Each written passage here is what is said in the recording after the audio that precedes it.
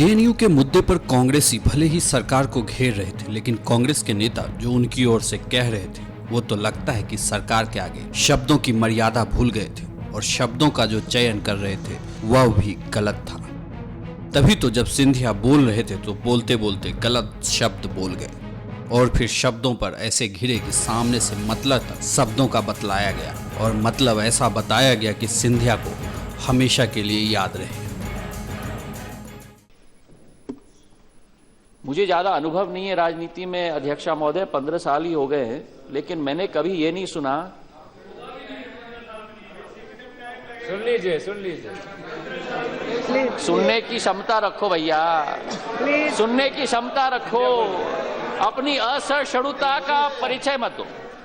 पर मैंने कभी ये नहीं देखा अध्यक्षा महोदय कि नेशनल सिक्योरिटी एडवाइजर रिपोर्ट दे रहे हैं कैबिनेट को कि एक व्यक्ति, एक नागरिक का, इस देश का दलित है या नहीं है।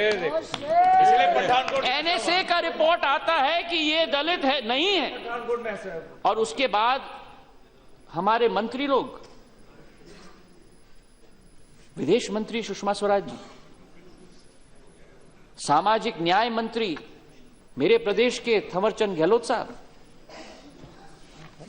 अनुसूचित जनजाति मंत्री जुएल ओरम साहब, एक के बाद एक वक्तव्य और टीवी इंटरव्यू दे रहे हैं कि ये रोहित दलित नहीं है, नहीं है, नहीं है।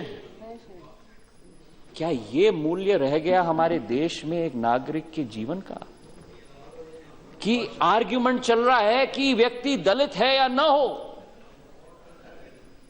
और अगर हम मान भी लें एक मिनट के लिए अगर वो दलित नहीं था, चाहे वे वडेरा जाति के थे, ओबीसी में आते थे, जिसमें भी आते थे, क्या उससे हमारे मंत्रियों की दुष्कर्म पर कमी पड़ेगी? और क्या ये मूल्य सिद्धांत रह गए हमारे देश में कि जाति के आधार पर हम कहेंगे कि किसी व्यक्ति के जीवन की कीमत रह गई या नहीं, और हम शोक जता पाएंगे या नहीं? और ये प्रश्न ये सरकार को आज जवाब देना होगा। अध्यक्षा महोदय, अध्यक्षा महोदय, इनको सुनना पड़ेगा। So, Madam Speaker, as a woman, I would like to say the word dushkaram means rape in English. Sir, when you are addressing a female minister, the least you can do is not use that word in the context of a woman.